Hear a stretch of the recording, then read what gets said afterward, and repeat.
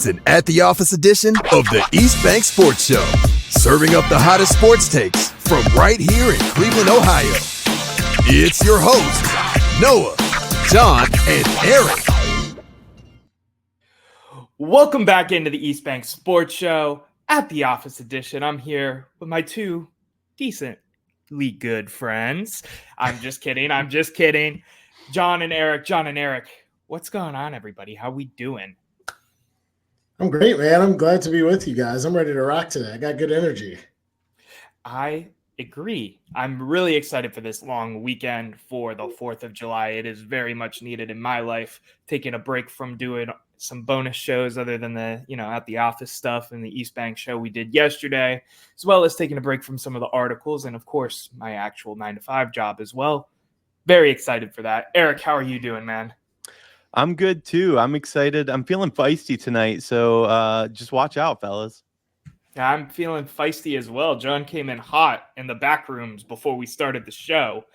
But I want to get into our 30-second take. Me and John are feeling pretty good right now, right? Look at us with our championship gear because one man signed to the Cleveland Cavaliers, and I even pulled a graphic from Twitter. I didn't make this. Shout out to the person who made it. I'm sorry, I'm forgetting your name right now. Breaking down the Donovan Mitchell max extension. 3 years. He's got a player option in the 27-28. Makes sense because, well, we'll talk about it in 30-second takes. Let me pull up the banner. Let me pull up the timer. And Erik, I'm going to let... No. We're going rogue today, buddy. I'm in charge of the mute button. Noah has lorded this over John and I for too long now. So we're going to change it up. I'm muting you. Noah, I want you to go first. We'll get you unmuted. We'll get this clock up. And remember, you have 30 seconds, my man, because if you go over, I got my finger on the trigger. That's crazy, but let's get into it. 30-second takes. So excited that Donovan Mitchell signed with the Cleveland Cavaliers for the extension. Long overdue. Front office has been alluding to it. Donovan Mitchell himself has been alluding to it. And the years make sense because he can sign this major mega extension with us, in 3 years after he, hits what's the 10-year utility mark or whatever. Really happy with it. Obviously in good vibes because of the t-shirt. And I'm still under 30 seconds, even though you muted me. Erik, you want to go this time? Are you happy now that I went first? I'm ecstatic. Told you. Let's go. 3, 2, 1, go. All right. So I love this. I wanted us to lock Mitchell down, but I love it too because number one, I didn't want it to take all summer. What this allows us is flexibility, and now we can go out and get somebody. Who that is, I'm not sure. The name that I really like, I haven't seen associated with the Cavs at all. But DeMar DeRozan, I think, would be a really interesting fit to this team. I don't know if we can make that happen, but I think Garland now is a piece that we can move to potentially make things happen. It's great. Look at us all hitting our 30 seconds. I thought I was going to let it go free a little bit too, just because it's such an exciting topic as we all are Cleveland and Ohio sports fans. John, 30 seconds on the clock and go. Yeah, I agree with everything both of you said. So just to add something different, I think in Cleveland, we struggle historically to keep free agents, to sign free agents, to get people to want to come to the market. Not so much football, but in other sports. So I was really happy to see a player of Donovan Mitchell's caliber who's not from here and who didn't get drafted here say yes to us for a longer period of time. He also said yes to $150 million, but it feels good to have him in wine and gold for another 3 years. So I'm happy with it too. And that wraps up 30-second takes. Donovan, I know you're not watching, but I think I speak for all three of us. We're really ecstatic to have you in Cleveland for an extended period of time compared to what was on the table technically yesterday, even though we all were pretty confident about the extension. Yeah. Gentlemen, I don't want to have a green rain cloud real quick. I don't want to be rain on a parade. No, not at all. But seeing some of the other signings, my next question is who else are we going to get? Because we know Donovan's really good, but this isn't a championship team as constructed, even when healthy. So just a yes to Donovan, but now what? I'll be really interested to see what the front office comes back with. It's a good and point. Erik alluded to that. Go ahead, man. No, I was just going to say, we shouldn't discount what a coach can do too. I think you're right. I think we're still pieces away. I'm excited to see what Atkinson can bring. He was my number one pick. But you're absolutely right. Rivals within the conference have made themselves stronger. You have New York that looks like a pretty scary team to me right now. So, yeah, what's next? They The need to Yankees not be fan, of resting. course, is gassing up New York Knicks. But Not a anyway, Knicks fan continue. at all, but thank you. Or is that mute button? Here we go. No, it's just you see everybody else getting stronger.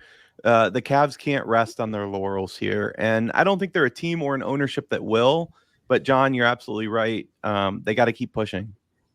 I'm not sold that we got better at coach. I think we got different at coach, and different could be what the team needs to. But I don't think we took a meaningful step forward there. See, if you give them a letter grade, now they're different types of coaches, and maybe I expect the team to look different, but it's not like we got Pat Riley to come out of retirement. And we could go into this more, but I kind of disagree with your stance, and I'm gonna table this because it's not one of the topics we prepared today. We can obviously talk about this as free agency progresses, but in my opinion, the stuff he's talking about, he being Kenny Atkinson, in terms of trying to unlock the offensive potential of Evan Mobley, he's an offensive-minded coach. That makes me excited in terms of, okay, maybe we shouldn't blow up the core four. But at the same time, I agree with what both of you are saying. New York looks dangerous again. Philly, for what it is, I mean, they added Paul George. I know playoff P is a thing where he just goes ghost mode in the playoffs, but still, that's like the exact fit of what they need on that team, right? So, Anyway, I'll be the first to say I don't know shit about Atkins either. I know most things about most sports, and I heard the name, and I'm like, I got to Google it. So it's not like I know the guy inside and out either. So yeah, we'll see. Right. I'm rooting for him. So, gentlemen, I want to get into a fun little topic that has been on our list of things that we could potentially talk about in the coming weeks, months, in between kind of the lull of sports where baseball is the only thing going on. Should athletes be paid as much as they are? And for anybody that didn't get to see, because, we make the covers for the video aspect. And, if you're listening, just want to shout out real quick, hit the download button, helps us out a ton. If you are watching the video, hit the subscribe, helps us out a ton as well. Grow the brand of the East Bank Sports Show, as well as at the office. Back into it, though. I'm going to show the cover real quick because I just think the pictures I pulled for it this week are funny. So this is the cover we have. We have Jose flexing on the right. We have Johnny Manziel with all of his money in the middle. And then I pulled Odell because, Odell's always subtle flexing with his chains and, his $1,000 tops and stuff. I actually really like Odell's fashion aside from his exit in Cleveland. John, I'm going to let you start. Should athletes be paid as much as they are? Yeah, I think that's the first time somebody said the words low key or low profile and Odell Beckham in the same sentence. But I definitely agree with what you're saying. My short answer to this is yes, they should be paid what they are, and no, they are not overpaid. We talk politics off the scene. We don't want to turn it into that, but I do believe in some level of free market when it comes to what people are worth and what they're paid. And economically speaking, you can't overpay people because it won't support it. If you make enough money to pay these salaries and it doesn't bankrupt the league, then you can afford it. And when the athletes on the court and on the field and on the floor and on the ice are the ones making the entertainment value and putting their bodies at risk and doing the thousands of hours of training it takes to become a professional athlete, I think part of being an American is to say, if you're good enough at something, you'll pay what the market can bear, and the market can bear it. None of these owners are broke. None of these are men who can't afford it. None of them own franchises that don't generate enough revenue between the turnstiles and the apparel and the TV deals to pay it. I would actually make the argument that in a lot of cases, the superstars are underpaid. If you look at the value that LeBron James drives for the league and the economy and look at his salary, anybody else who drives multiple billions of dollars a year in revenue would make more than $50 or $60 million in their job. I would make the argument that some of the superstars, right, the Aaron Judges of the world, the Shohei Ohtanis, probably get paid less than what they're worth. I think what makes people frustrated, and the piece of this that I want to say, yeah, but again, on the back end is because we kind of socialize it or democratize it through the salary cap. I think a lot of people make more than they're worth because we don't pay the stars who are driving the revenue what they're worth. if a team, and I'm just going to use it, the salary cap is going so crazy in the NBA, there's no point even remembering what it is because it'll change in 6 months. But let's say your roster can get paid $300 million, and that's the soft cap for the NBA. I would argue that LeBron James should probably get $250 million a year, and AD should get 25, and then everybody else should get like $1 million. I'm being a little bit tongue in cheek there, but when you look at the Cavs championship team, yeah, J.R. Smith made more than he probably should, right? You go back in teams before that, is Danielle Marshall and Ira Newble overpaid? Yeah, probably so. But that's because they're part of the team, they're part of the game, and they help drive the revenue. And LeBron certainly couldn't win if it was 1-on-12 every game. But I think a lot of times when we see crazy contracts, I don't think anybody would look and say, Tom Brady's overpaid. The backup left tackle, yeah, probably makes more than the market value because there's a salary cap. You can't give it all to one player because there's rules in place. But to sum it all up, on the whole, no, I don't think athletes are overpaid, even if some of the role players are overpaid because of the system they play in. So actually, I'm going to jump in here first. Since Erik wanted to mute me earlier, I am now going to quasi-mute him by jumping in and going second instead of third like I normally do. John, I agree with every point that you said for the most part, in terms of, athletes should be paid what they're paid because of what their worth is to the league. That being said, I also want to bring up the topic of, when we talk about some of the league rules and stuff, and I remember this was more of a topic as we moved away from the NBA dress code, for example, and we moved towards letting players, specifically in the NBA and now the NFL, wear whatever color cleats they want and stuff. I've always kind of, when you're younger, you just think, well, oh, it's crazy the amount of money that they get paid. As I've grown up, though, I've always been the type to side with the millionaires over the billionaires. Like, in terms of the total revenue, an example, the Haslams are making off of the Cleveland Browns and the Cleveland Browns brand and all the players, despite how much they're paying Deshaun Watson, Myles Garrett, blah, blah, blah. They're still making asinine, mind-blowing amounts of money that the three of us will probably never see in our lifetime. So to say that they're underpaid when they're working for this and they're the faces of, these multi-billion-dollar corporations, however you want to phrase that, right? Multi-billion-dollar teams, organizations, whatever. I think you can make the argument they're underpaid because no one cares about Jimmy Haslam. I mean, we do as fans because he's going to build a new stadium and we want to know where it is. And we want him to invest in the team, blah, blah, blah. We care about Myles Garrett, Nick Chubb, Deshaun Watson perform. You know what I mean? That's kind of my thoughts on this whole thing. So should athletes be paid as much as they are? Yes. Should college athletes be paid as much as they are? I want to discuss that after I let Erik go. Yeah, so I'm conflicted here, right? I think I generally agree with what you guys are saying. I too believe in a free market. Typically, a free market is self-correcting, though. I'm not sure we see that in sports. They might be kind of a bit of an outlier. Here's the thing, though. On the one hand, I believe that, yes, they're driving revenue. That's their job, buku amounts of it. They should be paid well and compensated accordingly. That said, we're forgetting that these teams are like the playthings of billionaires. And I think that structure in general is just, it's not great. It's not great for the cities that these teams represent. We see what happens, particularly in Cleveland, when a billionaire wants more money and wants to be somewhere else and wants the city to help foot the bill for something. At a certain point, I'm almost for some regulation. Regulation isn't always a bad thing. And when we talk about free market, it's what ensures that BP can't spill oil into the Gulf and then do absolutely nothing about it. I think sometimes with sports teams, we need a little bit of that. In Cleveland in particular, we struggle sometimes to get players, especially in baseball where there is no salary cap. We can't compete with the New Yorks and the LAs of the world. It's impossible. Now, we've been the best team in baseball this year, surprisingly, but that's not how it should be, right?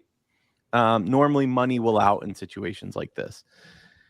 When you talk about the difference, though, Noah, between what an athlete's paid and what these billionaire owners get, I don't think the difference is as stark as you think it is.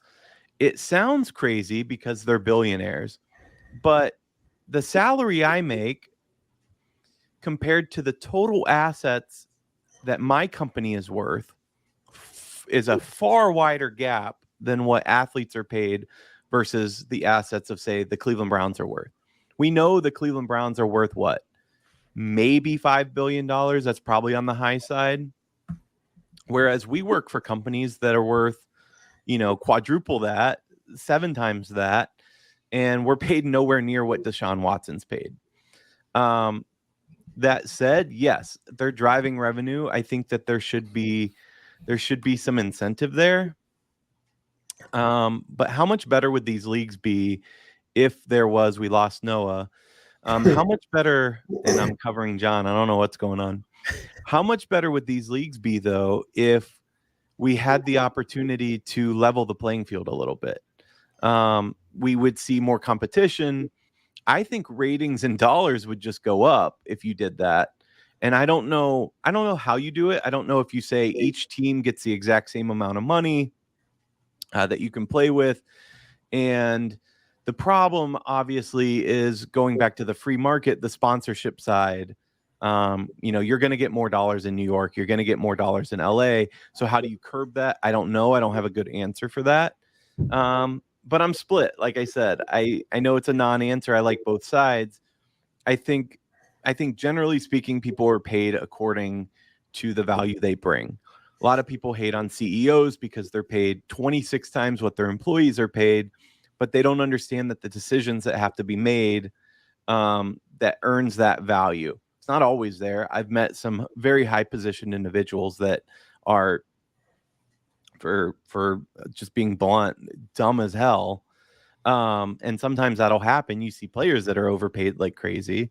Clay going over 10. Maybe he's overpaid now. So I don't know. I don't have a good answer, I guess. I think it's a good dialogue, though. And Noah mentioned college. So real quick before you pivot to college, because you made a couple good points that I wanted to hit on too. Good points in that, good to talk about.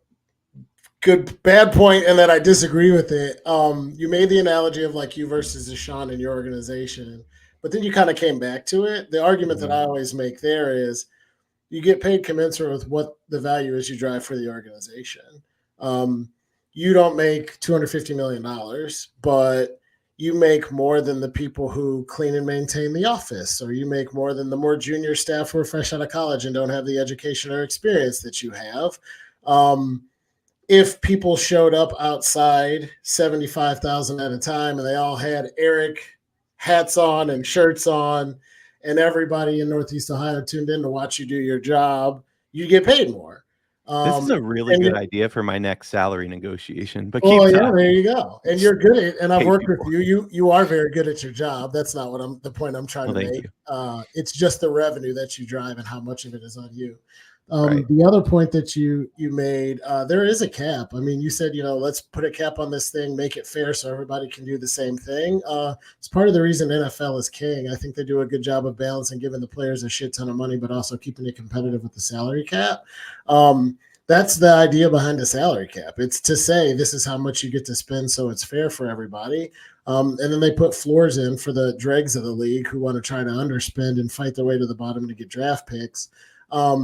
So they do try to balance the scale there, so to speak, but it got a good amount out of hand in the NBA and it got really out of hand in baseball because the unions have so much more power. But I agree, parity is good for the league, but there's also something about saying you can spend as much as you want, but if you give all that money to Tom Brady, good luck filling out the rest of this roster with $20 million left. So you got to kind of play a balancing act there.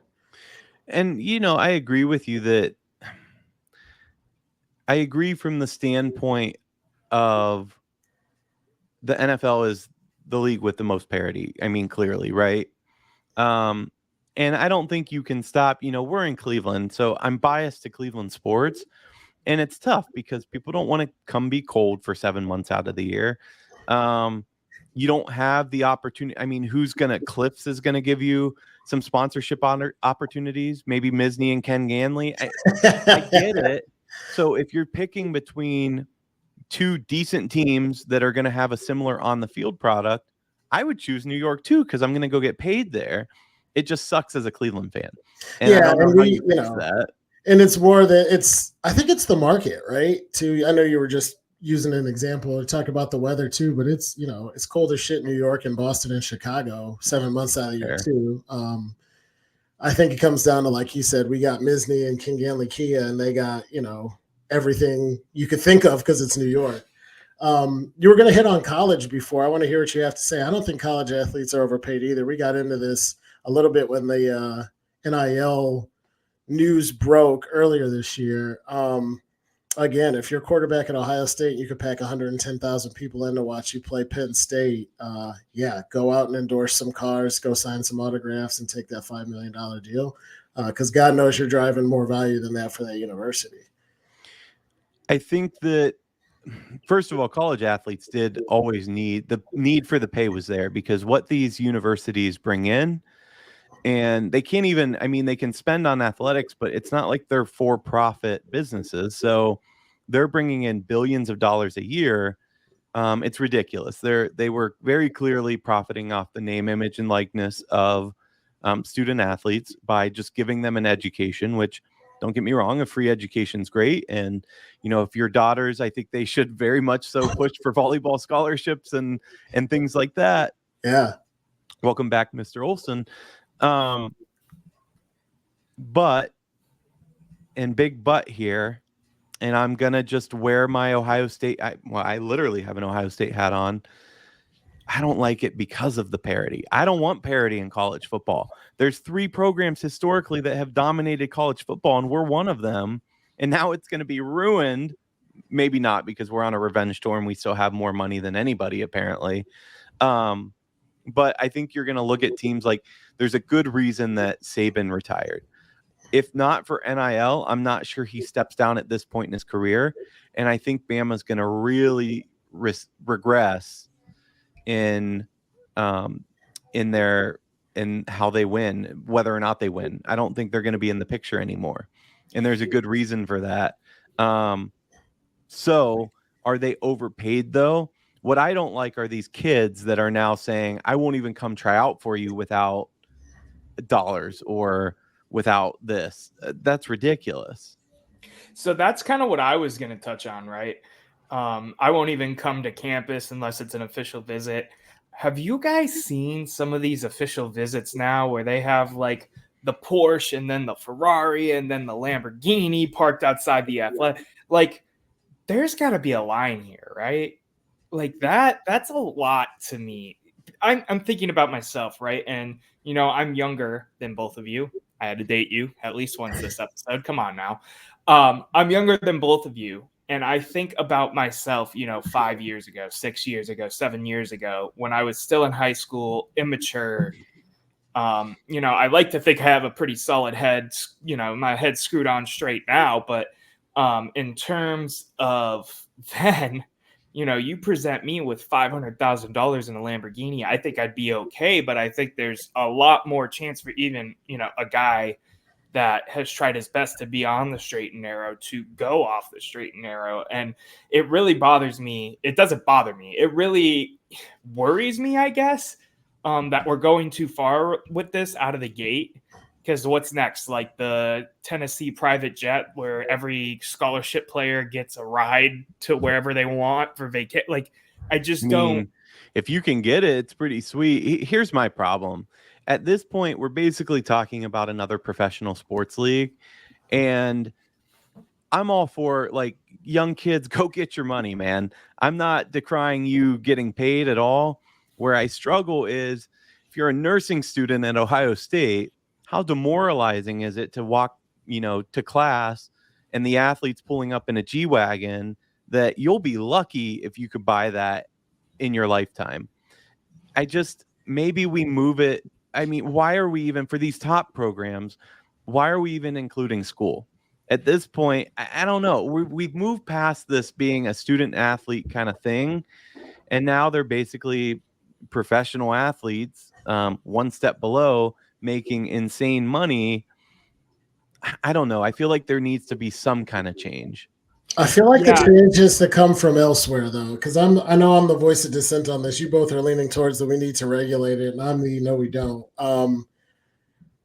The nursing student who can never afford a G-Wagon is living the same life that the nurse who can never afford a G-Wagon will be in 4 years when she has the same job. It's not like the nurses who pull up to the clinic are like, oh, because we're 5 years older, we get why Deshaun Watson makes all this money and we don't at the Cleveland Clinic. But 5 years earlier, when you're on campus, it matters. I mean, there's have and have nots everywhere and everything. And what the payment of these players is doing is turning the have nots into haves.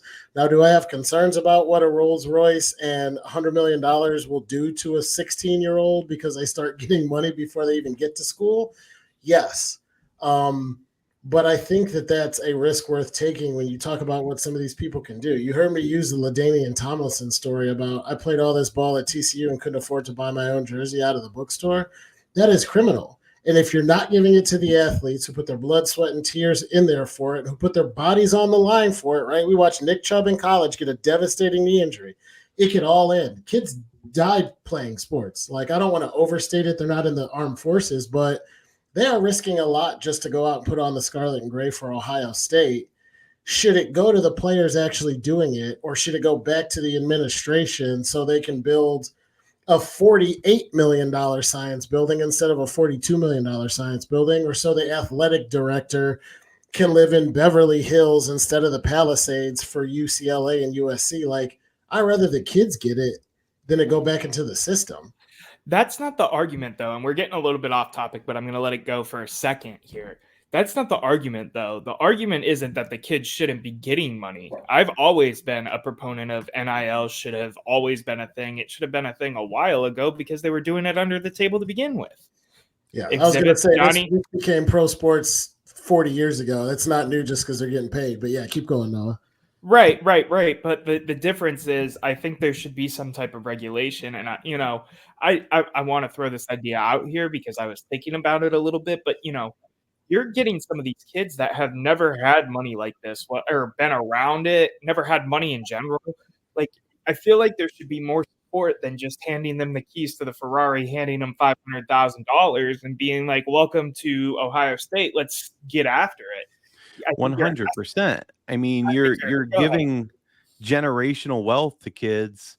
What could be generational wealth if they can handle it properly. And I don't think any of us are under any illusion. The majority of student athletes in this country likely come from low income backgrounds, or middle income backgrounds. These aren't, for the most part, maybe the tennis people, or golf, but these aren't people coming from Beverly Hills or the Palisades or wherever. They're coming from normal, if not lower income backgrounds. So yeah, education's a piece of it, but I'm not saying they don't need to be paid, but does it need to be such personal branding right out the gate? Can we not have a pot of money where every student athlete at the D1 level is getting paid? Or I don't know, because you have decisions then being made like USC joining the Big Ten, for example. That sounds great on paper for your football athlete at quarterback that's making good money to play at USC. Now flying to Ohio State and back on the team's jet doesn't really matter, but the student athlete that's playing, let's just say tennis, that now has to fly to Columbus and coach and still try to get the I don't know. We're ruining it for a lot of kids, and I don't have an answer to the fix. I think there needs to be more conversation. Yeah, I don't think they got conference realignment because of players getting paid.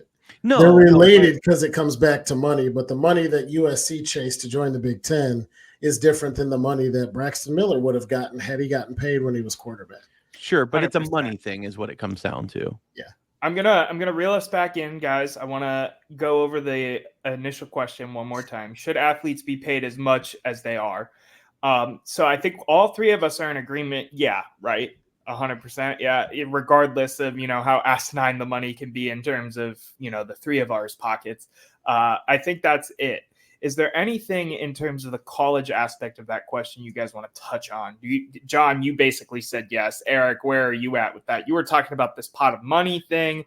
I know I don't want to open the can of worms. I want to cut to commercial break so we can get into our next topic, but I kind of want to hear your wrap-up thoughts on this as well. I mean, yeah, it's similar. At the end of the day, when I say these things, I'm throwing out discussion points because I don't think it's completely realized in its current form. But yes, generally speaking, both professional and collegiate, I think that the money follows the eyeballs and the revenue. And if they're putting revenue on the books for these big schools, for the TV contracts, it's helping Ohio State get those bigger TV contracts, then yes, they should be paid, and no, they aren't overpaid. Yep. And I would just wrap it up with the fact that the other thing that I think drives people crazy about this is what we did a little bit there at the end, right? You compare it to yourself and what you make, or what some other lower paid, highly important people make. I can still believe that police officers and teachers are underpaid, but also believe that LeBron is worth every nickel the Lakers are paying him. So those are not mutually exclusive. You can feel both ways. Just wanted to throw that in there too. I don't think, why don't we give teachers this much? Because of the school. Yeah, that's a whole separate issue, and I'd love for teachers to get a raise too, but that doesn't mean that LeBron isn't worth $100 million. Guys, I'm going to let us go to commercial break real quick. When we come back, we're going to talk about who the greatest sports player of all time across all sports is. We'll be right back with the East Bank Sports Show at the office.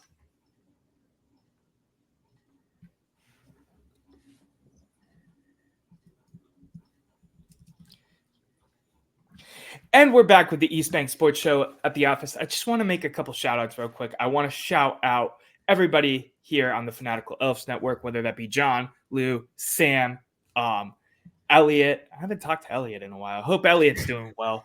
I just want to shout them out. I want you guys to make sure you go check out their content as well. Of course, we appreciate you guys watching the East Bank Sports Show branded content that we do here typically on Mondays and Wednesdays. Today we're doing it Tuesday so we can all enjoy our long weekend that we have coming up. Shout out everybody. Hope everybody has a safe 4th of July. Just want to remind everybody yet again, as we come out of commercial break, a download, a subscription, a follow helps us out a ton at the East Bank Sports Show on all socials. And if not, if you can't find us, then at the Fanatical Elves as well. Gentlemen, who is the greatest sports player of all time in all of major sports? I let John start last time. Erik, go ahead, start us off. I know you have a list of like 36 names, so I'm going to go ahead and take a nap and then come back when you're done. All right. So when you guys first asked this question, and we were kind of mulling over the topics tonight, I'll say that, and this isn't my pick, but the first name that popped into my head was Bo Jackson. I don't think that Bo Jackson gets enough credit for just how dominant of an athlete he is. Because this is the greatest sports player of all time in all major sports. He was incredible before his injury. I mean, listen, Noah, I get it. You're young. You were probably not thought of when Bo Jackson was playing. But I encourage you to watch the 30 for 30 documentary on him. It's really well done. And I hope he's doing better because it was kind of weird. I mean, I think his withdrawal from sports really hurt him mentally. And I think it's a discussion for another time, the importance of mental health as it relates not just to everyday life, but to sports in particular. But that said, that was the first name that kind of popped into my head. The next couple names on my list, we all know and you know why. Michael Phelps, if you're going to dominate a sport, I'm not sure anybody's dominated it potentially more than he has. Joe Louis, literally maybe the biggest all-star of all time. I don't think he can be beaten ever. Joey Chestnut. I don't know if that's a major sport, but I'm going to include it. Wayne Gretzky. I mean, just look at his nickname and that'll tell you how special he is. I'm not a huge hockey guy, but he was magic on ice. And there will never be another like him. Even though some people are creeping up on some of his records, they'll never get all of them, not even close. And then, of course, guys like LeBron, et cetera, you have those arguments. The way that I looked at this, though, is I wanted to pick a player in modern times that we've all watched and can comment on and have an idea of their greatness. And I wanted it to be a player. I didn't think it could be on a team sport because as much as we call Brady the GOAT or whether it's LeBron or Jordan the GOAT, I just don't think team sports necessarily make sense here because it still takes those other four guys. When we talk about Jordan being the best of all time, if you believe that side, it still took him a while to win the finals. People tend to forget that. And it took really good players around him. It took defensive player of the year kind of players around him to get it over the hill. So I went with an individual sport, and my greatest athlete of all time is, drum roll, Tiger Woods. Listen, okay. Tiger is dominant. I want to throw out some stats. I don't even want to talk about major wins, et cetera, et cetera. We all know, those stats that make him potentially the GOAT. And we're talking modern era here, so I don't want to hear comparisons to the old era either, because it is different. But listen to some of these stats about Tiger that are insane. He spent 683 weeks as world number one.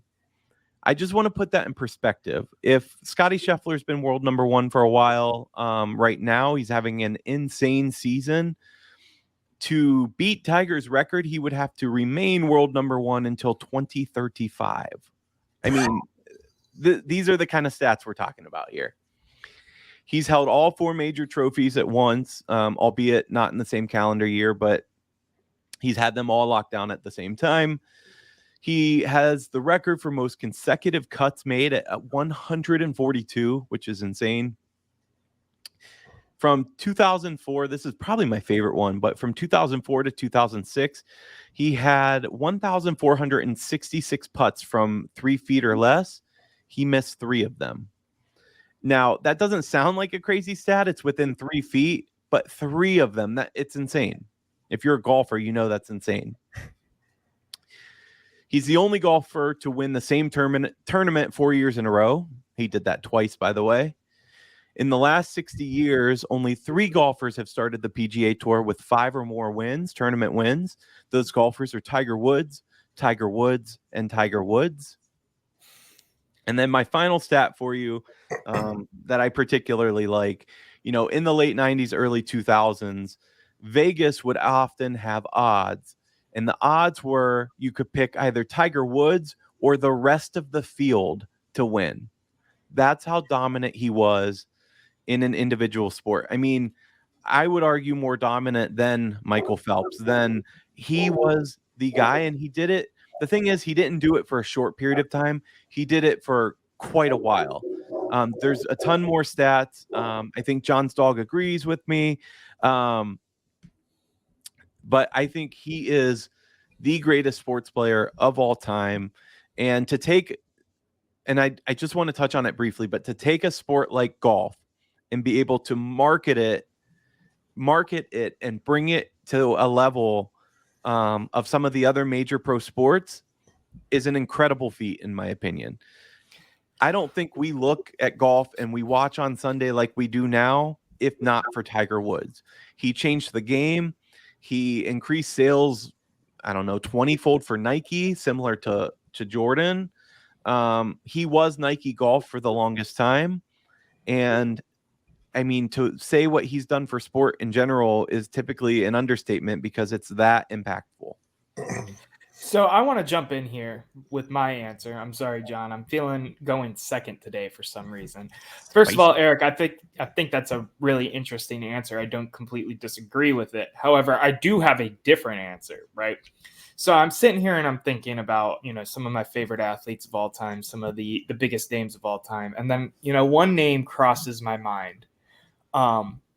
We start thinking about players who were dominant. You mentioned, Bo Jackson, for example, in multiple sports, or at least would have the ability to, right? So I think to, the greatest of the greats, right? And there's one name that sticks out to me for one reason, And yes, it's a homer answer. And yes, my t-shirt matches it, but it is one LeBron James. And there's multiple reasons for this. Aside from being the basketball player and the athlete to the caliber that he is, he was also a dominant football player in high school. I mean, if you look at his stats, his junior year, his last year he played football in high school, 1,160 yards and 6 touchdowns as a tight end for St. Vincent St. Mary. That is fantastic numbers. He was recruited as high, not as highly, but highly in terms of football as he was, basketball as well. I think you could put him out there, especially with the frame and the build and the athleticism that he has now, and he could probably hit some baseballs. I think he'd be pretty decent at swimming. I think if you're thinking about going after multiple different sports and just being all around, I was thinking of the all around approach, right? Like, I think a team would 100% in the NFL, not now because he's, coming up on 40, but, I think it was always fun to see, what if LeBron just took a break, like Jordan took a break to go play baseball, to go play a year of football in the NFL? I think there's a team definitely taking a chance and definitely starting him for at least a couple weeks in the NFL. I just think of dominance. I think of all over greatness. And then you bring up things like Tiger Woods being the face of Nike Golf, right? Same thing for modern day Nike basketball, right? When you think of Nike basketball, LeBron's the first one that comes to mind because Jordan's its own brand now. Might have been Kobe at one point, but it's been LeBron for probably the last 15 to 20 years. The amount of pull he has, I mean, I think of him, as the Kia guy. He was the Sprite guy for a while. He was, was he State Farm? I think he was State Farm at one. I mean, what wasn't he, right? Okay, regardless, the watch company Erik Tissot, how do you say that? Oh, Tissot. Tissot, sorry. I mean, he's been the face of multiple brands. I just think he is one of those players that transcends time, like a Michael Jordan, like a Tom Brady, like a Joe Montana, et cetera, et cetera, et cetera, on top of having the ability where I truly feel confident he would be a solid player in other sports. Now, I don't know if that means in the pro level, college level, what have you, but that's my argument for LeBron James being the greatest sports player of all time. Go ahead, John. Can I just retort real quick, John? No. Yeah, go for it. because you have me with some of your argument, Noah. I think LeBron's a freak. But your examples of he could be the greatest swimmer of all time. First of all, there's zero evidence. I didn't say if I said it, I didn't mean it as the greatest swimmer of all time. I think he could be a good swimmer. Could be a good swimmer. He could go play baseball like Jordan. Using Jordan as the baseball example is wild to me. But I don't know. I just thought those were some interesting takes. I'm not saying that he's going to go switch and play fantastically LeBron James level at every sport he goes and plays, but the fact that he has the athleticism and the ability mixed with the echelon of athlete and, player and everything that he's been in the NBA just makes him, the greatest athlete of all time. There's different pillars here, right? But Jordan couldn't hit a baseball, and that was for the Barons, not for, the Red Sox. But that's totally fair, but I think it's still part of his legacy, is it not? So while you think about that, this is the hardest question you've ever asked since we started doing this podcast. We can't agree on who the best basketball player is of all time. So how the hell are we going to find out who's the best in each sport? Talk about what sport it is, right? Does Seabiscuit and Secretariat get a spot because they're athletes? Like, I've got a lot of rabbit holes with this stuff. And my wife helped, and we'll get to that in a moment. I started off with a list to say, okay, you got to at least narrow this down from like the world to like a list of 25 or 30 to what Noah thought Erik was going to do, just to throw out some names. Obviously, basketball, you got Jordan, LeBron, Kobe, Kareem, Wilt, Bill Russell, Wayne Gretzky, Tiger Woods, Serena Williams, Federer, Muhammad Ali, Tyson, Usain Bolt, Jesse Owens, Michael Phelps, Ronaldo, Messi, Pele, King Griffey, Jackie Robinson, Babe Ruth. I didn't even get into football. Tom Brady, Bo Jackson, Deion Sanders, Jim Thorpe has golden medals and played baseball and played football. Nothing about college and Jay Williams, Mello, Caitlin Clark, Cheryl Miller, Archie Griffin. I went crazy with this and then said, okay, the podcast starts in an hour. You got to come up with an answer. So I narrowed it down. My wife was like, what about Jordan and his shoes? And she was like, well, being an athlete has nothing to do with shoes. You're talking about impact. You're talking about what they do on the court. You should be talking about what he did on the court, not about social impact. So some of the people who I would have put way up there for my personal list for their overall performance, right? Like a shout out to somebody like Muhammad Ali. I didn't go forward with people like that or people like Kareem because I was like, what they did off the court shouldn't matter. We're just talking about athletes. Athlete is defined as a person who's proficient in sports and other forms of physical exercise. So I narrowed down that list, said if you were in college and didn't do it. You really hit us with the full dictionary definition for your breakdown. Go ahead. It's the only way I could get the list from 10 to 1. Kimbo slice. No, I mean, I even had The Rock on here. Like, he played college football and he was a wrestler. Like, he's definitely an athlete. Now he's doing it big on screen. But I was like, athlete, right? Like, stay focused and don't let your own bias or favoritism come in. So I got to like a couple criteria, right? Physical dominance and presence, performance in their chosen craft, and then this kind of thing that I could best sum up as when this person showed up, everybody knew they didn't have a chance. That was it, right? When Jordan got to the finals, Karl Malone thought he had a chance, but he knew he was going to lose, right? Mike Tyson got in the ring for 2 straight years, and you knew whoever he hit was going to go down. That was it. So my final list had like Tiger, Serena, Tom Brady, Michael Jordan, Phelps, LeBron James, and Wayne Gretzky. Before I get to my pick, I want to drop one last nugget on you. I'm not a huge hockey guy, but I'm a bigger hockey guy than both of you. You know, in hockey, they go by all-time career points, kind of like in the NBA. Points count for goals and assists. If you took all of Wayne Gretzky's goals and eliminated them, he would still be the number 1 all-time points getter in the NHL on assists alone. That is how dominant Wayne Gretzky was at hockey. Wow. So in my Mount Rushmore, Wayne Gretzky is up there. For off-the-court stuff and sneaker appeal, Jordan is there. Michael Phelps and Usain Bolt, individual sports, physically dominant. But in a at the office first, I'm disagreeing with Erik and agreeing with Noah. If you take one athlete all time and put him on any field, any court, any place, anywhere, and just go, this guy does it, it is LeBron James. Not only has he done it for 20 years, is he number 1. Not only is he a global icon, he did it with the highest set of expectations that any single individual athlete has ever faced in human history, and he exceeded those expectations. He was physically dominant. He spends millions of dollars on his body. And I agree with Noah. If when he was 24, he'd have gone to play tight end for the Kansas City Chiefs, I have no reason to believe he wouldn't be almost as good as Travis Kelce right now. The man is an absolute freak of nature. He's good at a lot of things. And when I think just about athlete, I think the greatest athlete of all time is LeBron James.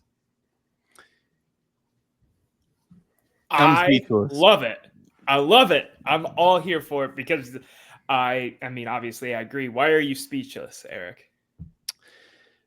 Because so much of your guys' argument hits on potential. And I think that's an odd way to approach it. You know, we can't even agree that he's the greatest basketball player of all time and he's the greatest athlete of all time. I'm not saying that your arguments don't have merit because I think he's certainly in the conversation. Don't get me wrong, right? It's been unbelievable. We talk about what a freak he is.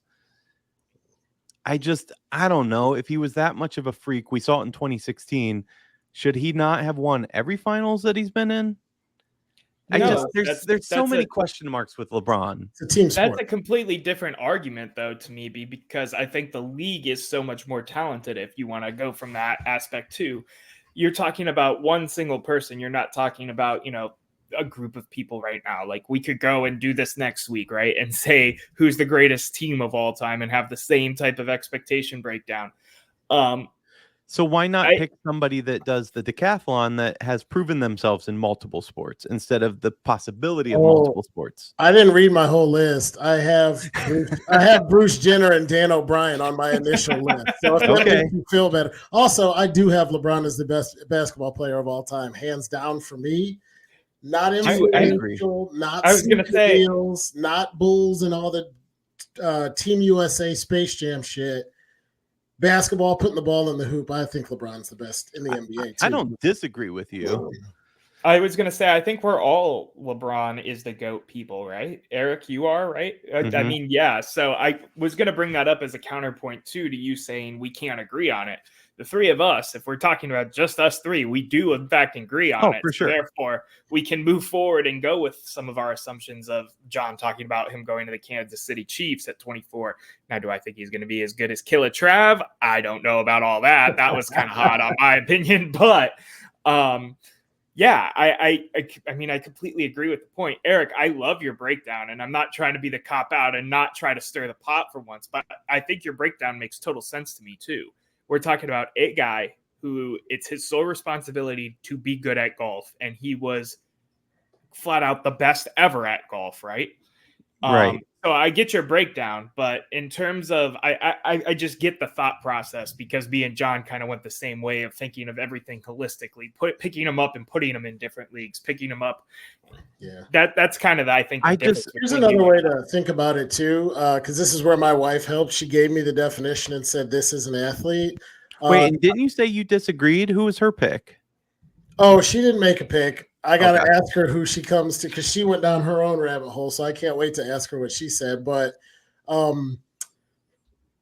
we got to a point of a conversation where she said, does the amount of time that it takes to hone your craft matter?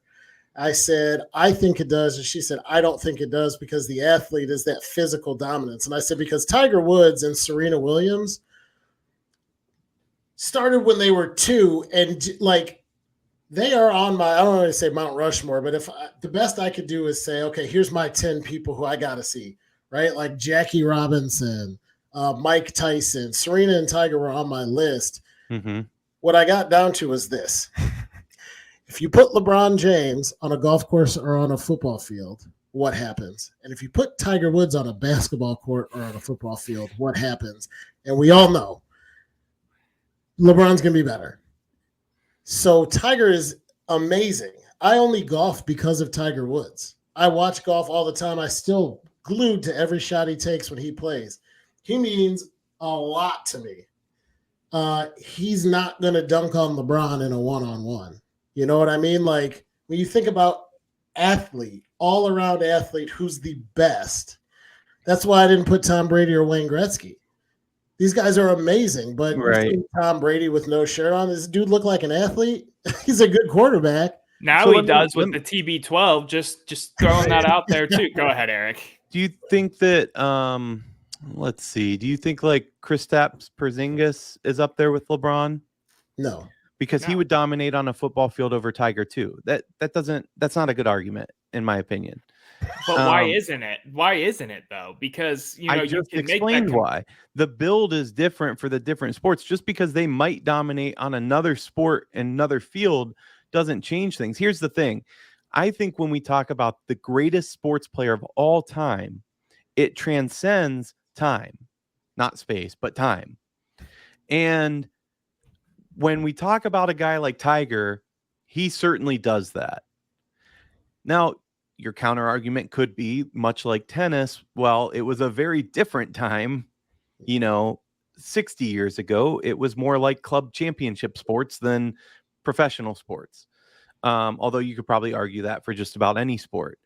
LeBron, and I'm not hating on LeBron. I love my boy LeBron. We have a bet that he hasn't held up his end of yet. Here we go. I'm not hating on LeBron at all. I think he's an amazing athlete. But when we look at the NBA, we always look at eras and the dominant player of the era. We look at whether it's Wilt or Magic or Kareem, or then it's Jordan, et cetera, et cetera. With golf, you pick one guy. If I say pick a golfer, the first guy you're going to say is Tiger Woods. Yeah. If I say pick a basketball player, the majority might pick LeBron, especially in this area. But a lot of people are going to pick Kobe. A lot of people are going to pick Jordan.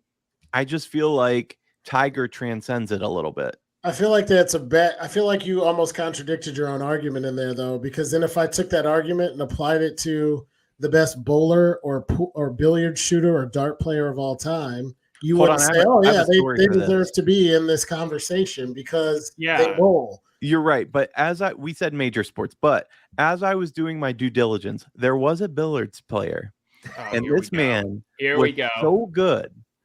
so good. Everybody refused to play with him, and they tried to change the rules on him, and it didn't matter. He still beat everybody. He never, well, I don't know if he never lost, but he was that dominant that he would show up and they'd be like, nope, we're not playing. Was it in the 1920s? Because I think I read about that guy. I think so. Yeah. I was doing my research and I'm like, man, Jesus. that's domination. And this is how nerdy I am. I didn't read it for prep for today. I saw this a few months ago. So That's why fine. I ended up down that rabbit hole, who the hell knows? I'm not Gentlemen, saying there's zero merit to your guys' argument, because I think there is. You know, if you had come out here and told me that OBJ is the greatest sports player of all time, I would have probably walked out. But I don't know. I it's not a bad pick. I'm a little surprised the two of you are aligned. I think that's what's throwing me the most right now. There's something misaligned with the world at the moment. Shout out to our females watching, or males that know astrology and can tell me why Mars is in the wrong position or something. But I don't know. Pound for pound, I feel like Serena would have been a better pick than LeBron. Serena was. I want to make a point real quick, because I know one person who is not the greatest athlete of all time. Noah? No, it's going to be Mustard. I know it. Mustard the Oh, hot for dog. fuck's sake. I had to walk into Where it. I is didn't that even mute button? Right, here we go. I didn't even plan to do it this time. I just had to throw it in there at the end. Gentlemen, let's agree to disagree. I think that was a great discourse. Does anybody have any final points before we go into final thoughts and takes? Hot takes? No? I think we covered it pretty well. Yeah. I mean, if you just had to come up with the top 10 list, it would be hard. Coming up with top one. I mean, there's no – I can't – same point to you, Eric. I can't go, oh, Tiger Woods is a stupid decision. Tiger Woods is the freaking man, and I love Tiger. I just think he's probably not as good a jump shot as, LeBron might be doing something else. LeBron can't hit the golf ball as well. No, I agree with you. Honestly, there's a list of probably 5 or 6 names where if we chose any one of those, 1 through 6, we can respect, if not agree. I kind of expected sometimes Noah comes with these left field things, so maybe. Last one for you, just to throw a monkey wrench in. Maybe we missed out on Steph Curry because he's really good at basketball and golf. That's true too. Gentlemen, let's go to final thoughts and takes. Final thoughts and takes. Hot takes is what we like to do over here on the East Bank Sports Show at the office. Eric, take it away. John alluded to it a little bit, and I don't think that I'm excited for Kenny Atkinson. Let me say, I do think that they're different coaches, better. It's weird when you're talking coaching, who's better, who's not. I will say, though, my hot take for today is that I think JB is an excellent hire for the Pistons. First of all, he develops young talent well, in my opinion, and I think he'll do so over there. He wasn't quite enough to get us over the hump. Our offense was really uninspiring under him, and I think that's a big reason for the change. But he is a good coach, a good defensive-minded coach, and I think he'll have that squad. I think he'll have them better than people think they'll be. John, go ahead. Yeah, this is out of left field, but it's a current event. My hot take is I am sick and tired, as Noah is of Mustard, with the United States men's national soccer team. Ooh. I stayed up, watched the whole damn game where they couldn't put a ball past the goalie. We got Panama and all these places that got 18 people who live there. This is the United States of America, and I've been hearing about the golden generation for 10 years. We didn't do anything except get to the round of 16 at the World Cup. Every time there's a CONCACAF event, it's why did we lose to Mexico or Canada? Every time there's a major tournament like the World Cup, it's, can they make it past Portugal in the round of 16? I've been watching U.S. soccer in every World Cup, every Olympics where they managed to qualify all of the Copa America and all of these things and getting excited. This is the year. U.S. soccer is coming back. I'm over it. I'm done. We got the World Cup coming here, so we get an automatic qualifier in a couple of years. Christian Pulisic is the only player worth watching, and everybody else needs to have several seats, move around. See, America has a standard with athletics where we would love to win, and if we don't win, we got to be competitive. And God love them, and shout out to the women's national team because they do what Americans do on the national stage with sports. If I buy a jersey, and I almost bought one, I'm going back and forth between like a Caitlin Clark. I love Carly Lloyd. I love Megan Rapinoe.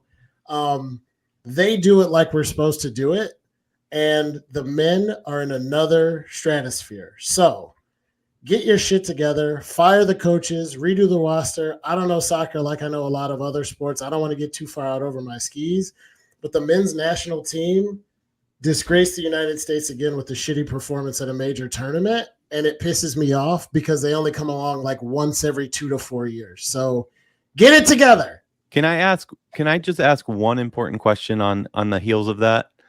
Because I agree with everything you said, but what was worse last night, the men's national team or the refs that they faced? Oh my God, the refs were terrible, but the refs didn't keep them from scoring any goals. Yeah, The refs don't get me wrong, but were brutal. I mean, they were brutally bad. People were out of bounds. It was awful, and that's it's endemic of refs in Copa, etc. over here. Something needs to happen with North South American refereeing because it's really, really, really, really bad.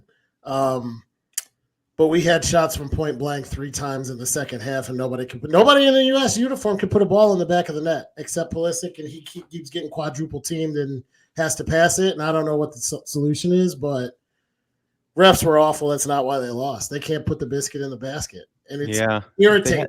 If they had LeBron, but